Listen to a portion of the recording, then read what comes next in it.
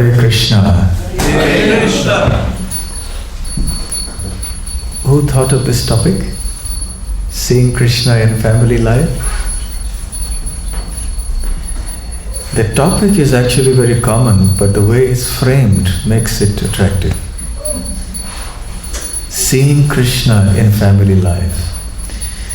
Popularly, we have topics like Grihastha life, how to live in Grihastha life. They are important topics, but they appear rather dry. But this one makes it a little tasty. How to see Krishna in family life. Because anything becomes tasty or delicious or worthwhile simply when Krishna is in the picture. If you take Krishna out of the picture, then things lose their value. You know, Srila Prabhupada used to give that famous metaphor or the analogy of the ones and the zeros. He would say that everything in this world is like a zero. All your money is a big zero. Sorry for the bad news. Because you're going to lose it. At the time of death, it's all going to be taken away from you. You will not be able to take away a single penny. So ultimately, it's a big zero. Your house, again, sorry for the bad news, is a big zero. Even the one we've just managed to procure, or maybe the one you've just managed to complete paying the mortgage for, still it's a big zero. Because when you leave the world, you have to leave your house as well. Your intelligence, your body, your beauty, your prestige in the society, your abilities, your everything, big zero. Now, 1 0 followed by another 0, 2 zeros. How much is that? 0. 0. Add another 0. How much is that? 0. Sure? Sure, right? Zeros. I don't hear a confident answer. Yes. Add another 0, and another, and another. Add any number of zeros. Then what is the value? 0. But, Prabhupada said, you put a 1 in front of the 0, and then add a 0, and every 0 you add thereafter, the value of that number gets multiplied tenfold. 10, 100, 1,000, 10,000, 100,000 goes on. So it is a 1, number 1, that gives value to a single 0 or to any number of zeros. Similarly, it is Krishna who gives value and meaning and purpose to anything at all in all of existence. If we do not see the connection of Krishna to our money is useless. If we do not see the connection of Krishna to our house is useless. Our abilities, our beauty, our intelligence, our prestige, everything is simply futile and useless if it is not connected to Krishna. And nothing actually becomes desirable or really attractive. But when something is connected to Krishna, then it becomes very beautiful in itself. So when Srila Prabhupada went to America initially, and there were hippies, as you all know, in the early days of the movement, and they were very shabby looking. You know, they were always unshaven, they didn't bathe, they had dirty clothes, they were often intoxicated, you know. So they didn't look very attractive at all. But once they became devotees by Srila Prabhupada's mercy, and then they were shining and they were looking clean and neat, and looking at the miracle, everyone was struck with wonder. And therefore the famous quote of Prabhupada saying that I have made happies into hippies, or I beg your pardon, I have made hippies into happies. So, because somebody asked him, what kind of miracle can you perform? Because many yogis and so on had come from India, and somebody was producing some gold from somewhere, somebody was pulling some chariot with his teeth, and they were doing all sorts of things like that. So Prabhupada said, my miracle is that I have made these hippies into happies. Why? Because now they are Krishna conscious. So just about anything and everything in life gets meaning, beauty and value because of Krishna's presence or connection to it. So similarly with family life. When family life is without connection with Krishna, it just becomes useless. Because after all, to put it very bluntly, even animals have families. How many of you have been to Vrindavan?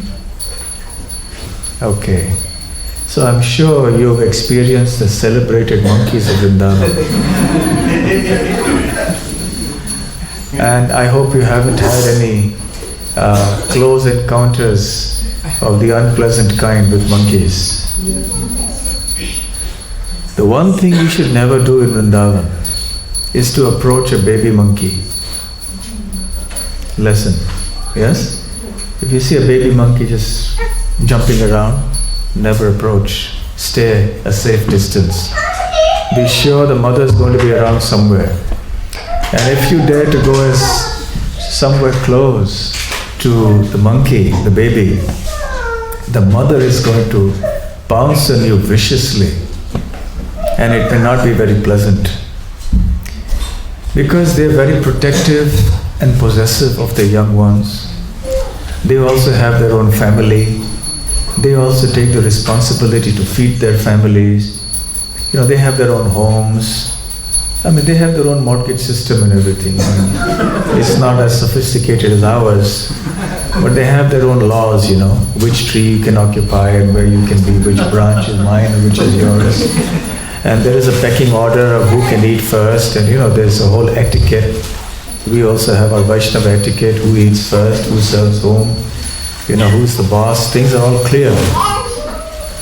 So family life exists even in the animal species and the bird species. So it's not something that is very unique or exceptional in this world.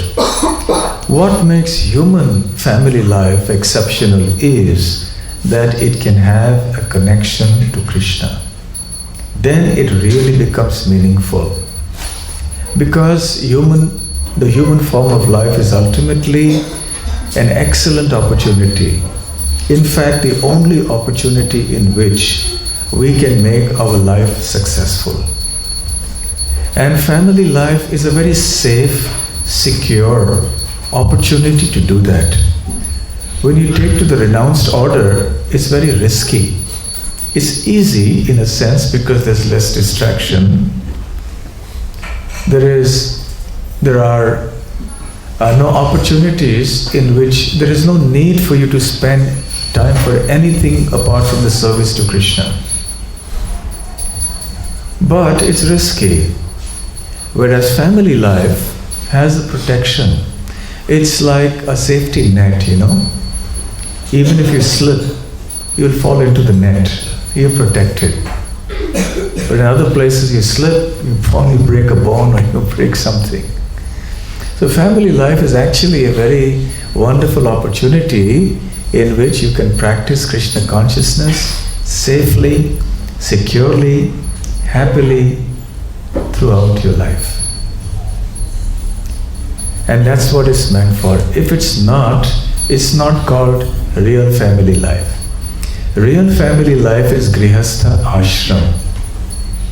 Griha means house, stha means to be situated in, and ashram is a holy place where there is ashraya or shelter of the Supreme Lord. So Grihastha ashram means a situation where a group of people stay together as a family in a house, and their house is in an ashram, a place where we surrender to Krishna. And all the members of the family are engaged in Krishna's service. Now, we sung this song, Shuddha Bhakata Charana Renu. Yes? Sung by and composed by Srila Bhaktivinoda Thakur. Now, were you able to identify which of these verses pertained to our discussion today? Those of you who have the song in front of you? Yes. The 7th verse where we talk about Tulsi Seva in Tulsi Puja. No, actually the one before that. The verse before that. Number 6, where Bhaktivinoda Thakur says, Jedina grihe bhajana dekhi grihete goloka bhai. It's a Bengali line. It means, he's saying, Jedina, on any day, on which day, grihe, in the house, bhajana dekhi, when I see that my family members are engaged in the worship and service of the Supreme Lord Krishna, grihete, in the house, goloka bhai, I see Goloka Vrindavan. So what is he saying? He says that when I come home, and remember Bhaktivinoda Thakur was a very high government official in India in the late 19th century and the early 20th, actually the late 19th century. And he was district magistrate, very busy gentleman. He had many judicial duties, administrative duties, and he was extremely Krishna conscious. And when he would come home, his whole family was Krishna conscious, and they would be worshipping the deities at home, they would be chanting, or they would be serving Krishna in some way. And then Bhaktivinoda Thakur says, Goloka Bhai. And actually I see Krishna, I see Goloka Vrindavan. So if you want to make your house into Goloka Vrindavan, that's exactly what you have to do. That all the members at home should be engaged in the service of Krishna. This is the essence, basically. And what happens in Vrindavan?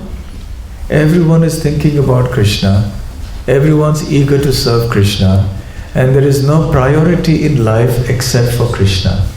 That's it. Where Krishna is the beginning, the middle, and the end of life. That is Vrindavan.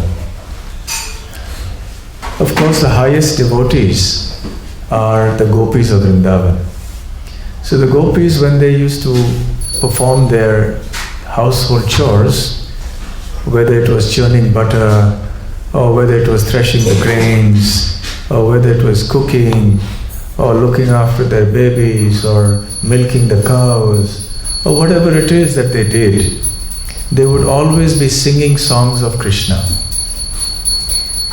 You know, this was a 24/7 phenomenon going on in Vrindavan. Every day Krishna performed pastimes. He would go out into the forest with the cowherd boys, and there would be many adventures. And sometimes, actually not sometimes, practically every day, there would be some demon who would come, and Krishna would effortlessly kill the demon, but not without giving some anxious moments to the demigods, who used to watch from behind the clouds and wonder, oh, what's happening? It seems the demon is getting the upper hand in this fight. But Krishna would do that to just increase the excitement a little bit. He didn't want to always make it too much of a one-sided game.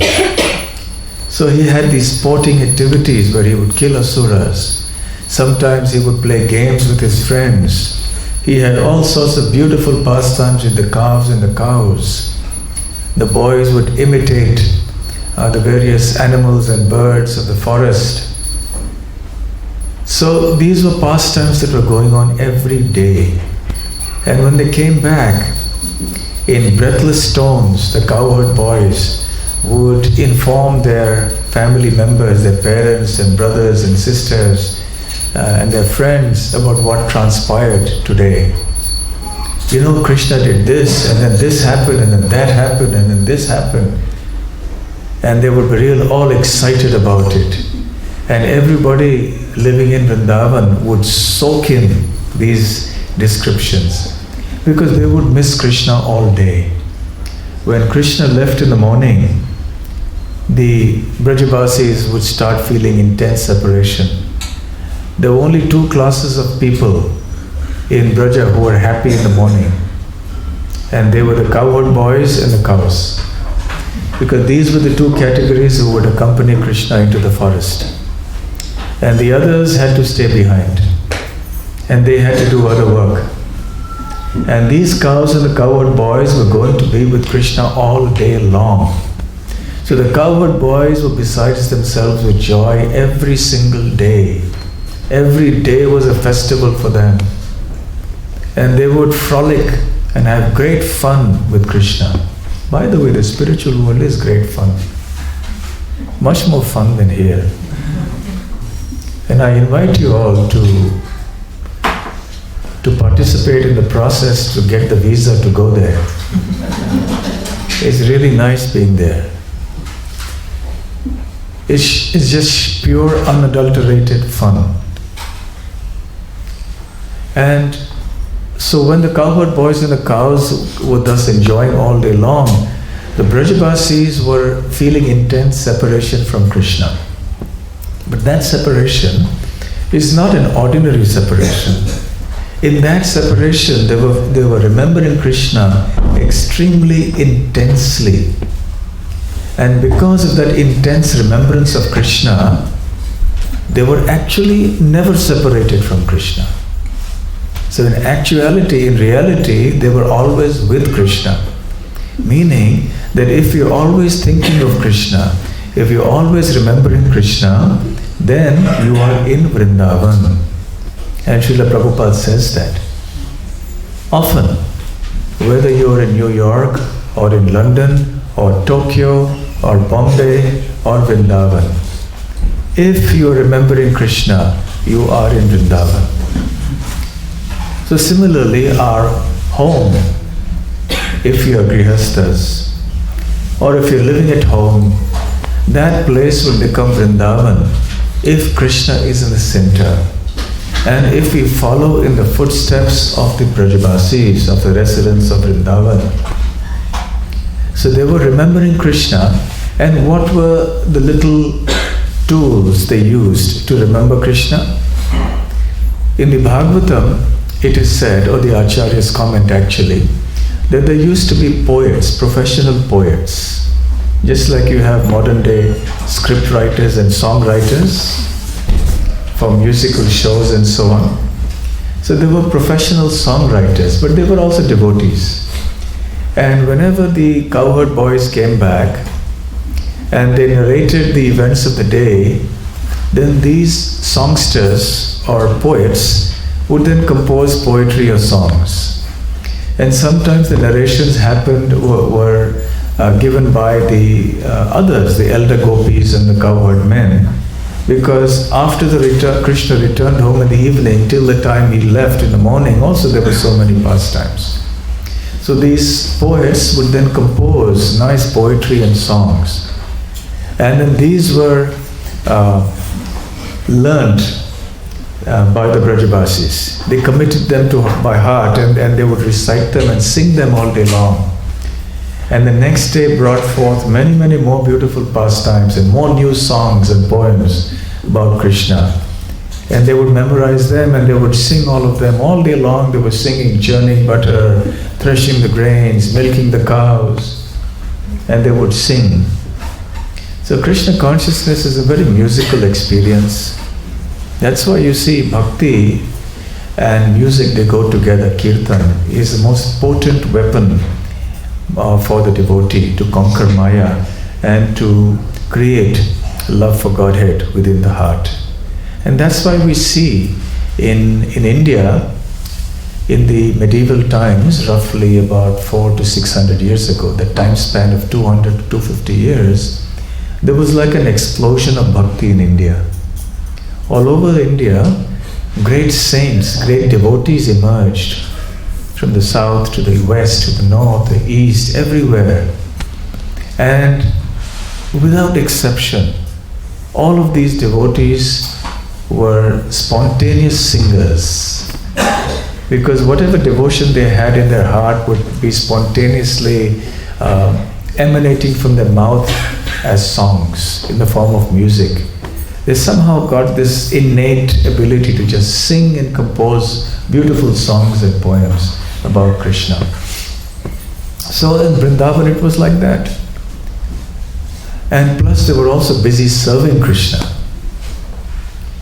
So they were extremely busy, and in all their activities they were remembering Krishna. In the Bhagavad Gita, Krishna says, Tasmat sarveshu kaleshu mam anusmara yudhyacha. He says, my dear Arjuna, sarveshu kaleshu, at all times, mam anusmara, always go on remembering me. Smara means to remember, anusmara means go on remember. Krishna doesn't say just remember me once. He says remember me again and again, all the time. Go on remembering me. Yudhyacha, and fight. Because Arjuna was supposed to fight in the battle of Kurukshetra. Initially he was reluctant to, and then Krishna spoke the Bhagavad Gita and convinced him to fight and gave him the reasoning behind it. So he said, Arjuna, your duty is to fight. So fight, but remember me even as you are fighting. So similarly in household life, whatever duties we may be doing, one may be doing a business or a job or looking after children, looking after the house, or whatever it may be. If you're living at home, try to see that we can follow in the footsteps of the Brajavasis. If we do what they did and do as they did, not imitating them, but following in their footsteps, then our house will become the house that Bhaktivinoda Thakur saw when he returned home. Grihete Goloka Bhai. That when I come home, I see my house is Vrindavan.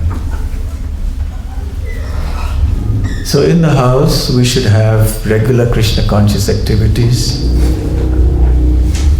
Another thing about Vrindavan, which is a speciality of Vrindavan, is that the Brajavasis loved Krishna more than their own children, which is something very rare and very difficult to do. Imagine, some of you, I can see some children here, and some of your children, they may have grown up, but it's very natural for somebody to love his or her children. But how many grihasthas can say that I love Krishna more than my children? How many of you can honestly say that? Yes? That is Vrindavan. Now I don't mean to say that you should neglect your children and say, because I have to go to the temple, I'm not going to feed you, I'm not going to send you to school. No, let's not just take off on that. We should see it in a sense of balance. We understand that in terms of family affection, there must be family affection, but it should be done in a Krishna conscious way. And I want to read a beautiful section of a purport by Srila Prabhupada from the Bhagavad Gita that is relevant to us in our discussion now.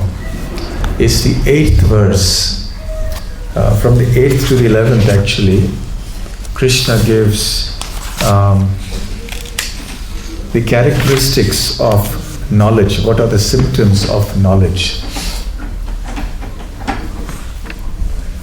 This is verse number 10 of the 13th chapter of the Bhagavad Gita. I'll read a certain section of the purport. Because one of the symptoms of knowledge he says is one must be detached from children, wife, home, etc., etc. So what does it mean as a devotee to be detached from these things? Does it mean we shouldn't care for the family members? What does it mean? Let's hear what Prabhupada says. As for detachment from children, wife, home, it is not meant that one should have no feeling for these. Right? Very important point. So it doesn't mean that because we are devotees and we are very detached, we shouldn't have any feeling for them. It is natural there will be feeling and there must be feeling. And we shouldn't take it to the other extreme also, where we just get so entangled in our family affection and our family members and our family affairs that we have no time for Krishna.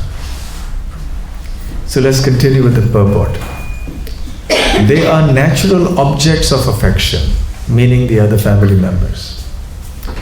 But when they are not favorable to spiritual progress, then one should not be attached to them. The best process for making the home pleasant is Krishna consciousness. Isn't that a very topical thing now? Practically every home is now like a narration of the Mahabharata. You know what I mean? And sometimes even physically things happen at home. Yes? Yeah, that's the unfortunate reality of our modern day life. Relationships break down so fast, so easily. Trust breaks down so easily. Suspicion, quarrel. It is a very unfortunate and tragic fact of our modern day society, where home life now becomes so unpleasant that people would rather just not get into it. And they say, no, I've seen enough of it, I've experienced it, been there, done that, and I don't want to have anything to do with it. But what do you do if you want to make your home life pleasant? Prabhupada says the best process for making the home pleasant is Krishna consciousness. If one is in full Krishna consciousness, he can make his home very happy, because this process of Krishna consciousness is very easy. One need only chant, I want more money, I want more money. Oh, sorry, that's not it. One need only chant, Hare Krishna, Krishna Krishna, Hare Hare, Hare Rama, Rama Rama, Hare Hare. Accept the remnants of foodstuffs offered to Krishna. Have some discussion on books like Bhagavad Gita and Srimad Bhagavatam, and engage oneself in deity worship. These four things will make one happy. One should train the members of one's family in this way. The family members can sit down morning and evening and chant together, Hare Krishna, Krishna Krishna, Hare Hare, Hare Rama, Rama Rama, Hare Hare.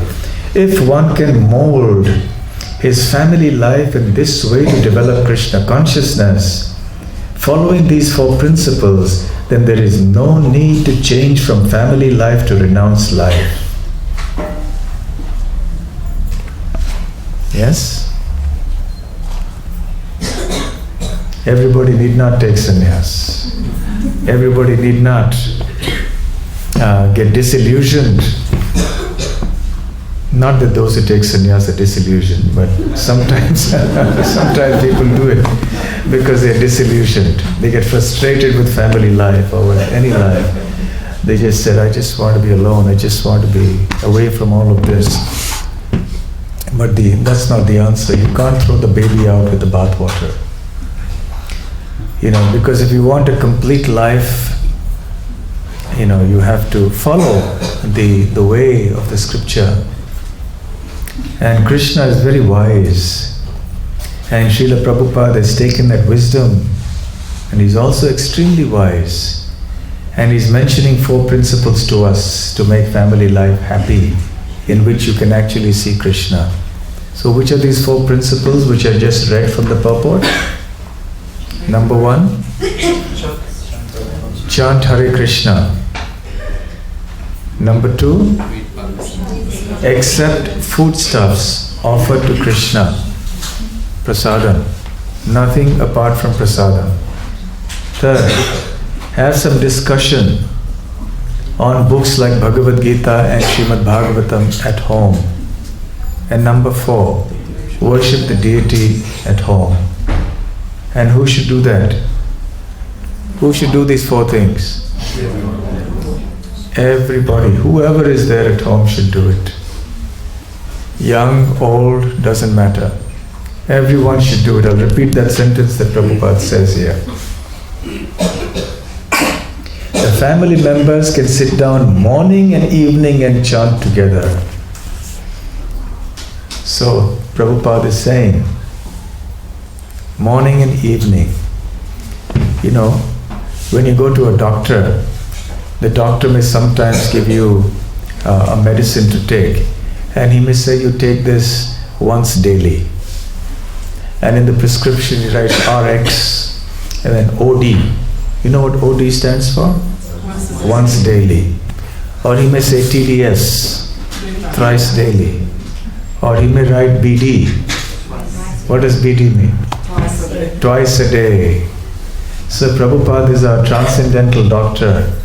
He's saying, do these 4 things BD, twice daily, morning and evening, RX. So that's our spiritual prescription for happy, joyful family life. Believe it or not, it's possible. It's not an oxymoron. You know what's an oxymoron? An oxymoron is a contradiction in terms, like an honest thief. It's an oxymoron. So some people joke. Another oxymoron is a happy marriage. Yes?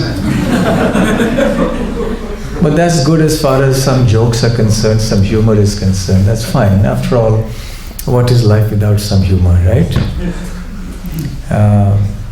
But seriously enough, the point is that if you keep these 4 things in the center, you will be able to realize Krishna and see Krishna.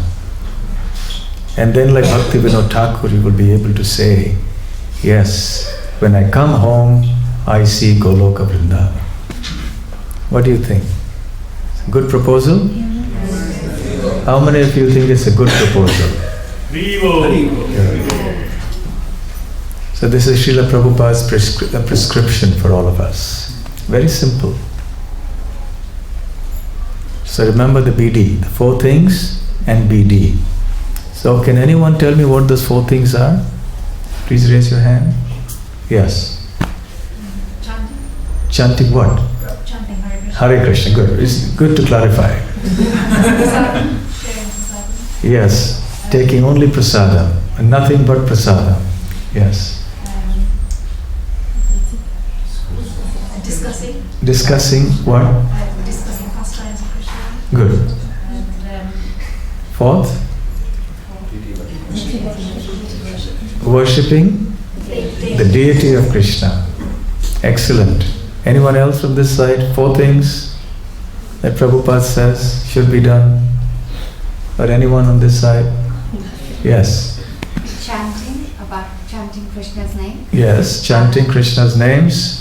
Just eating prasadam. Just eating prasadam. And reading books about Krishna and discussing it. Reading books about Krishna and discussing them. And deity worship. And worshipping the deity. Excellent. The only time you may be excused from not doing it is when you come here for a program like this. Otherwise, BD at home, it has to be done. And if you don't follow doctor's instructions, you know what happens. You don't recover from your illness, right? It takes longer. It lingers. The illness lingers. And there are complications. Then you get an infection and something else happens. Then it becomes worse. And then he has to say TDS, not BD. Now do TDS. Thrice a day now because the infection has grown. Right? So it's such a simple, beautiful thing. But we've made it such a big deal in the modern times. Why? Because we've removed that one from the center. that one number, meaning Krishna. Therefore everything collapses, everything becomes zero. So bring Krishna into your life and everything becomes happy. Chant Hare Krishna and be happy. Hare Krishna. So we leave time for questions. So any questions or comments or any differences of opinion, any objections, etc.? What? Yes. Sorry? Sorry, whichever. Okay, yes. I just wanted to ask, how do we keep Krishna at the centre while still doing our daily activities like going to work? We still have to work to support our families. So how do we practically remember and keep Krishna at the centre? So your question is that we have to go to work and it's difficult to be Krishna conscious. So basically you're saying how does one remain Krishna conscious at work? Just the other day in London we had a program and the same question was asked. How does one remain Krishna conscious at work? And I gave a simple answer. By being Krishna conscious when one is not at work. Very simple. Yes? Has it sunk in? So, how can one be Krishna conscious at work? By being Krishna conscious when you are not at work. Yes.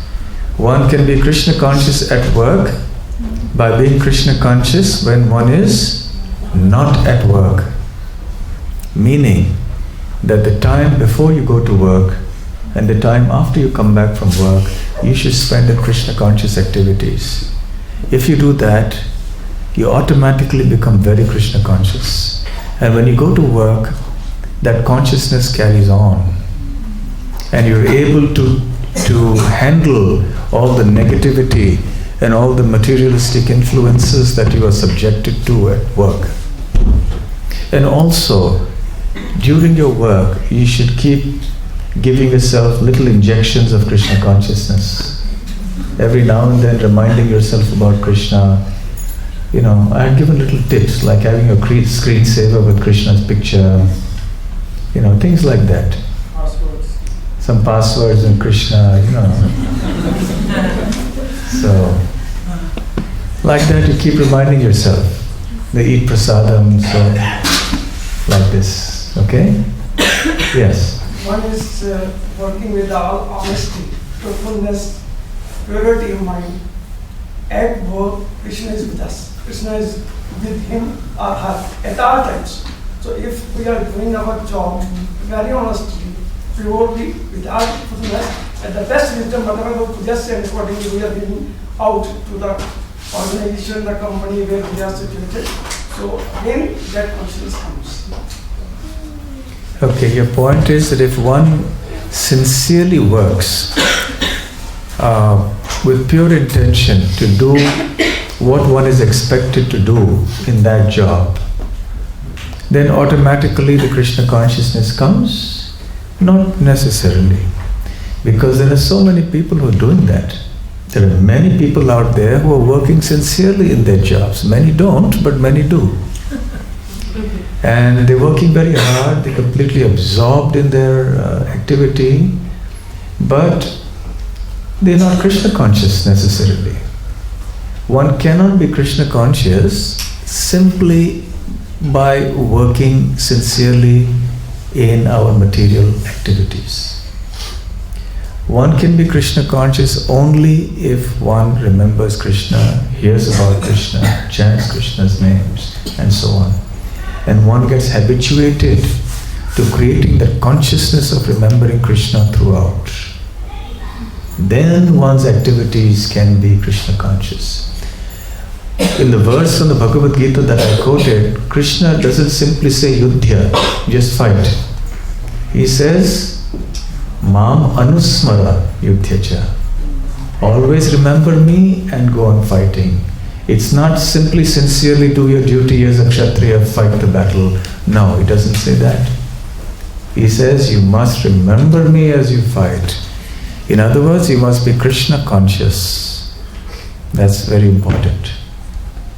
Okay? You had a question here. Thank you for the class, Maharaj. You mentioned that in Grihastha ashram, devotees are safety netted. I don't know if I missed the point. How are they safety netted? What's the reason that they have this safety? Your question is that how is it that people in household life are safe and secure? That's because there is protection from the temptations and distractions of this world. When you're on your own, there's always a likelihood of some temptations and distractions overcoming us. That may happen even when one is in family life. But still there is some protection there. So that's why the scriptures speak about this as a very secure place, where the family members can protect each other, help each other, yes, from getting distracted. Someone gets into some bad habit, someone gets into something, the others are there to help that person come out of that. Right? Otherwise, nowadays everything is becoming so individualized. Everyone each to his own. So everyone is just fighting their own battles all alone. They have to fend for themselves. So in times of difficulty, there's no one with you because you're just by yourself. Everyone has their own issues in life. But when you're together, then there is opportunity to grow together, to serve together. Right? Make sense? Anything else? Yes. Like, probably these days everyone is under a lot of time pressure, isn't it? There's no easy answer to managing time, managing home, managing work, managing kids, at the same time being Krishna consciousness. So for people who struggle with time, for example myself, I struggle with managing my time. It's nice to hear, that we should follow as the example you're giving. It does seem if we are able to imbibe all that and bring it into our lives, life can become very blissful. But when time constraints are there, is there anything that you have with your preaching all along? You've come across any tips that you can give as to how to manage time better, as a way of finding time for finding an atmosphere in the house which is more Krishna conscious? Okay, so the question I'm repeating for the sake of the recording, and also in case others here haven't heard the question. The question is that time is really a constraint. We all operate under time pressures. We have so many things to do. And how is it possible for us to do all these things that we've mentioned here, especially these 4 things? How is it possible to do that when we have so many commitments, so many things to do? Well, the answer is first and foremost to examine how many things are really necessary for us to do. That's the first and fundamental thing we have to do. Is it really necessary for me to do this? We have to prioritize with respect to the goal of life, which is to be Krishna conscious. What is it I want to do in life? What is it I need to achieve in life? With respect to this ultimate goal, I must prioritize those activities that are important for me. And this is the most important activity, but if I have other priorities, then there's very little time left for the most important activity. So we have to re-evaluate the way our life is going and see and examine, scrutinize our priorities and see what are those things that are taking up our time. Which are the big ones? And then we look at it. Then it won't be so difficult. Then once you prioritize and give importance to what is really important, then the time will emerge. Yes? Yes. You mentioned about the safety net of the ashram. But when Parikshit Maharaj asked Sukadeva Goswami about his brother when that was such a pure devotee took on to the whole householder life, which itself is a karmic bondage, and especially when in the household life one gets attached to the wife, the children, the household activity. How can one become really truly Krishna conscious? That bewilderment, and Narad Muni also advise the same thing, so it almost seems like contradiction. So your question is that in household life there are so many natural attachments, and that may cause some degree of bewilderment. So how does one be Krishna conscious in such a situation? And that's precisely what the purport is all about. BD, these four things, BD takes care of it. We simply do this, is extremely potent. This whole process is very potent. If somebody can do this regularly, assured there will be no bewilderment. Signed, sealed, delivered. No bewilderment if somebody does this. Tried and tested formula. Certified by none other than the Supreme Personality of Godhead and Srila Prabhupada. Yes? Any other question? Yes. My question about changing attitudes. Changing attitudes. So it sounds very kind of aspirational and quite nice to be in a peaceful environment. But if your environment is negative or atheistic, how do you change that family unit from being negative, atheistic, low consciousness into even partly Krishna conscious? Going to so many external influences, so much negativity, so much kind of pleasure, meat eating, for example. Average person in a family unit doesn't see Casey as aspirational. So I want to ask you, what is the best way to kind of increase Casey in a family unit? Your question is if in the family the atmosphere is not Krishna conscious and there are many activities going on in the family that are directly opposed to Krishna consciousness, like people eat meat, so what does one do? Right? Now, it depends what one's situation is.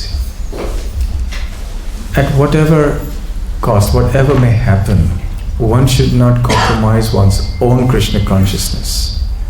Even if the sun starts rising in the west from tomorrow, whatever may happen, we should not compromise our principles and our Krishna consciousness. As far as the family is concerned, we can try to make them Krishna conscious. It's happened to so many devotees. Usually what happens is one person in the family becomes a devotee, and he or she then talks to the others about it. Initially there's a usual skepticism and the, shall we say, reservation and even the fear. What is this new thing? What is this you're doing? It's too much, don't do this. So there is resistance even. But gradually the resistance is overcome by association, by philosophy, by chanting, by prasadam, and then gradually the other members start becoming devotees. And this has happened in the case of thousands of devotees all over the world. One person comes in and then the others slowly become devotees. There are also a large number of cases where the other members of the family do not agree to be Krishna conscious. That also happens many times. In that case, one usually advises that devotee to remain strong in his or her situation by taking very strong association of devotees so that the negative family atmosphere will not affect his or her Krishna consciousness. And that is the best thing to do. I will not take the matter further, and there are many other possibilities that can happen, but we will not discuss those possibilities. Suffice it to say that this can happen, and gradually one should win them over. One should act in such a way that they will feel like chanting Hare Krishna. They will feel like becoming devotees. If one sets a good example at home, then there is a better chance that they may listen. they may hear attentively. There are cases when one becomes a devotee and one finds that other members of the family are not following, we become very heavy with them, and we start criticizing them and quarreling with them, and we become very strong, and then that creates some friction in the house, and that creates so much of problem, and then they become even more negative about Krishna consciousness. So it's very important that the devotee should be very intelligent about how he or she is dealing with the other family members.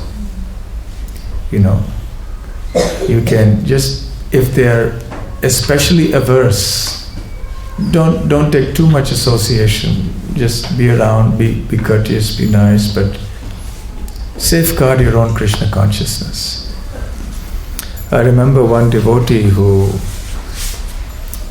when he became a devotee, he got his family members to come.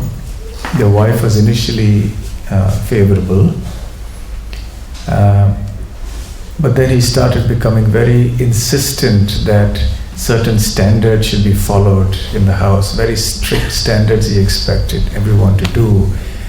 And because he was so heavy about it, the wife completely sort of rebelled.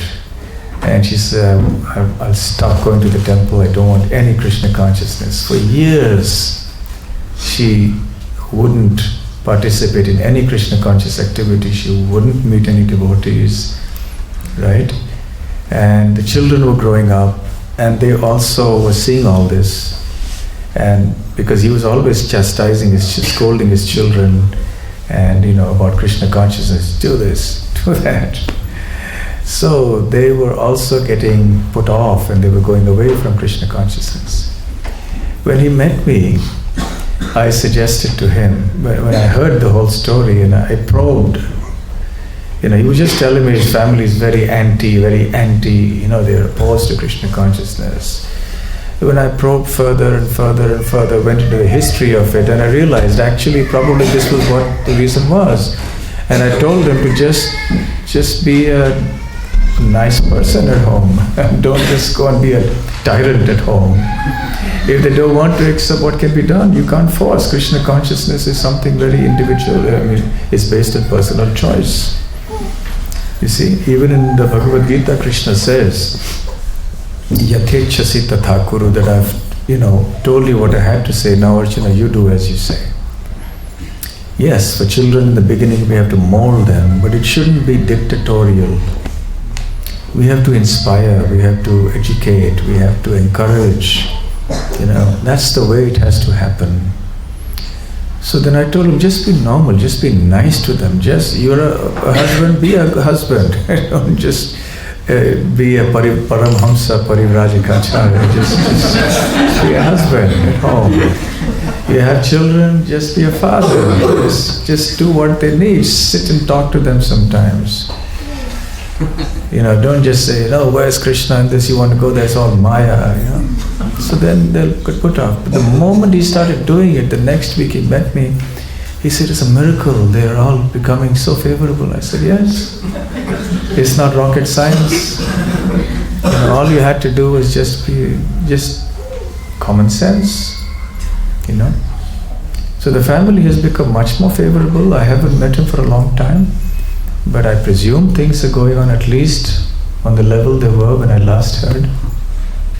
So usually things are not as bad as they appear. Sometimes they may be, and worse, but not always. So if we deal with our family members, nicely and in a sensible way, whilst safeguarding our own Krishna consciousness and not compromising on that, then I think there are very bright chances that the family will also gradually get influenced in a positive way. Okay? Yes, Hare Krishna. So Maharaj, how does free will come into play? So you might put everything into your family life. There's four topics that are mentioned. So you invite it into your family life. But then as the children grow up, etc., free will comes into play. So they might have that strong foundation right at the beginning that they've brought into their own life, into their lives. But then, like you said, Krishna consciousness is very individual. So then their own free will comes into play. So how do you manage that? Do you just let them do what they need to do because they need to exercise their own free will? Or is there somewhere that you can step in and remind them that this was a foundation, remember this? I mean, how do you manage that? Okay, so the question is that, yes, suppose there are children and they're given a Krishna conscious foundation in their formative years, and they grow up and they want to do something else and not be Krishna conscious. So what do? Do you remind them, look, this was your foundation, what happened, why are you not chanting Hare Krishna? Or do you just say that it's your free will, do as you please? Well, it's got to be a combination of both. Once people grow up, then they start having their own minds. Even a baby has its own mind. It wants to do what it wants to do, right? So that's the nature of the conditioned living entity. We just want to do what we want to do. And especially when one reaches the teens, that is the troublesome period.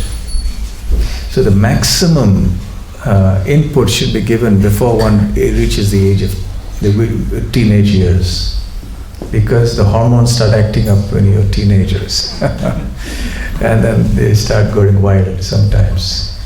And they are rebellious because that's the nature of the age. They become rebellious. So we have to be concerned about that and give them some little respite. We can't treat them anymore like we treated them when they were little children. You have to make them feel like they're grown up. At the same time, they're not grown up. So you have to also deal with that. So that requires some training. It requires a lot of common sense. It requires a lot of Krishna consciousness. It requires also worldly wisdom to be able to handle that and strike that balance between not just letting them go, at the same time not being oppressive and just saying, why are you not doing this, why are you not doing that? And this happens. Why do teenagers just veer away like that often? It happens everywhere, not just in Krishna consciousness, all over. One, as I said, is because of the hormones. They act up. And they start discovering new life, new temptations, new distractions, everything comes up. The second is because the world nowadays is getting increasingly materialistic. And it is very powerful. The teenagers, even adults, what to speak of teenagers, are getting increasingly vulnerable and susceptible to the ways of this world. So they get swept away, simply. And now they have this newfound independence because of their age. And they want to taste it, they want to experiment with it. They want to use that freedom. And the world outside presents ample opportunities. And there's so much of instigation from the outside world. Come on, do this, the peers, friends at school and university, and everywhere around they see this happening, so they want to be like that. Why are you telling me to be so different? Why do I have to be different? They all want to go to the movies, they want to go to the pubs, and you're telling me not to do that. So, because of the pull of the outside world. Had the outside world also been like us, had they also been following the same values and the same principles, it would have been much easier. Not that it would have sorted out all the problems. Still there will be issues, but not as much as it is now. So that's the second reason why this happens.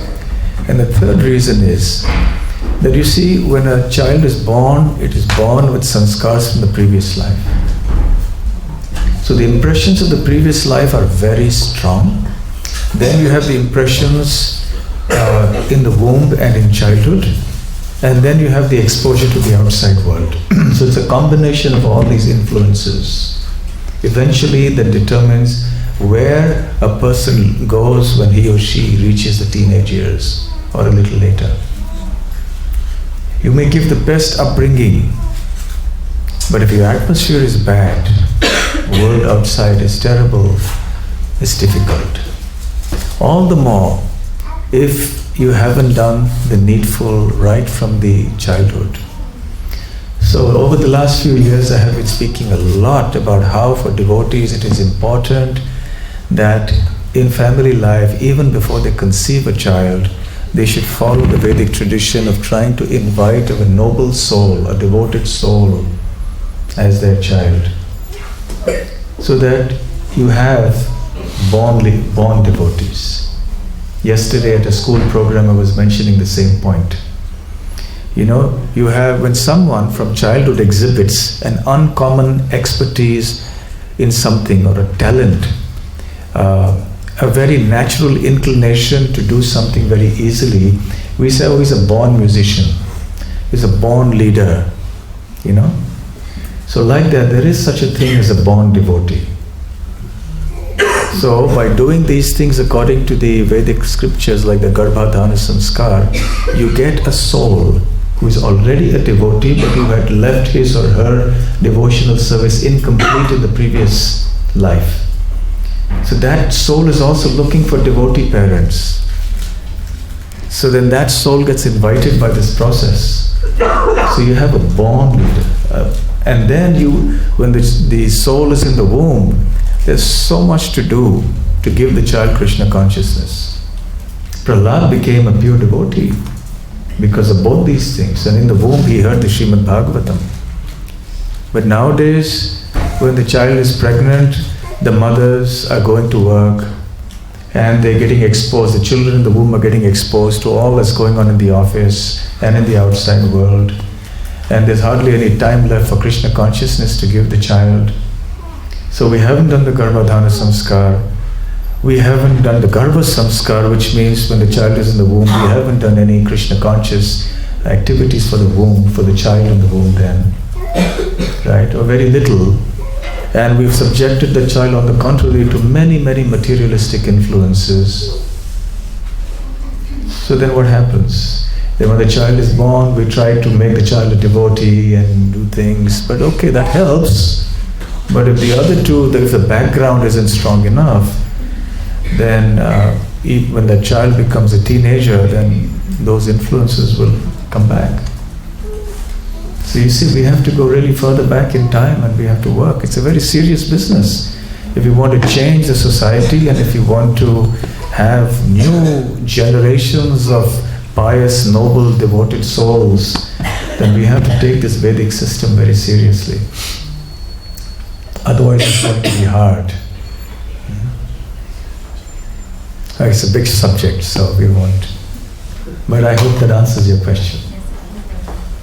Do we have time for another question or two? Yes. So my question about prasadam. Prasadam? Can you create valid prasadam in an environment like a kitchen where meat is cooked? And also as well, if you can, is it okay to serve that prasadam to other devotees? Or is that frowned upon? Okay, very practical questions here. That if in a house people eat meat and there's a member of the family who's a devotee, so in the same kitchen can you cook food and offer to Krishna? Oh, can you use the same plates or do you have to use different plates? Can you use the same plates or not? Ideally. But the world is not an ideal place, right? But ideally, we should not cook in that kitchen. And not with those vessels at least. So I'm giving you a list, a hierarchy of if not this, then this, if not this, then this, if not this, then this, right? Okay? Top priority is not in that kitchen. If not possible, not in those utensils. In that kitchen, but not in those utensils. Okay? If not possible, then what to do? What to do? Then at least offer to Krishna and tell Krishna that please forgive me. please accept, this is going on, and other alternatives are possible, as I said, but I don't want to mention them because they will be misunderstood and people will start taking that as a kind of a sanction to do that. But if things are not possible, just pray to Krishna that please forgive me, these things are going on, and please find a solution for this problem. And Krishna will find some solution somewhere. Fine plastics can be explored. I beg your pardon? Fine plastics can be explored. Plastics? Yes. Fine plastics. Fine Plastic utensils. plastic utensils, even to cook and heat? Not just keeping all whatever the matters. Yeah, but the main thing is when touching the fire. That's when the cooking comes, when you have to touch the fire. And of course, even the cutlery and everything. It's all like that. So is it not plastic person if the condition is not correct? So can we also give that food to the devotee? As I said, there's ideal and there's doing the best you can in the situation you are in. So if you offer with devotion to Krishna, he will understand your situation and accept it. But you should try to find solutions. You shouldn't become complacent with that. With the principle that I'm saying that, okay, because it's offered with devotion, so Krishna accepts, therefore it's okay, I just let it continue. No, you should always be looking for a solution, that is good, that is acceptable to everybody at home, so that it's peaceful. And but yes, it also means that you can eat prasadam in the temple more often, and come to the temple more often and take more prasadam. And try to make the family members devotees. In some cases what happens is, not happily, but they agree to let the devotee cook separately and separate vessels. It happens in some families. Okay? Sometimes it happens husband-wife, like that. The wife cooks for the husband and then she cooks her own thing separately. These things happen sometimes.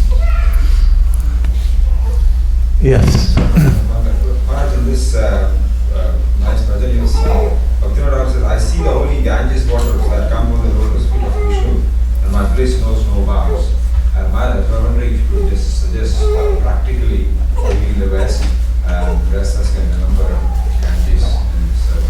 How can you remember Ganga when you're here living in Leicester or in Birmingham? Ganga is a big topic. But in one of those verses in the Puranas it is said, if you simply remember Ganga, if you simply remember, or if you speak the words Ganga, say that? Ganga. You got the benefit of bathing in the Ganga. So all of you have bathed in the Ganga.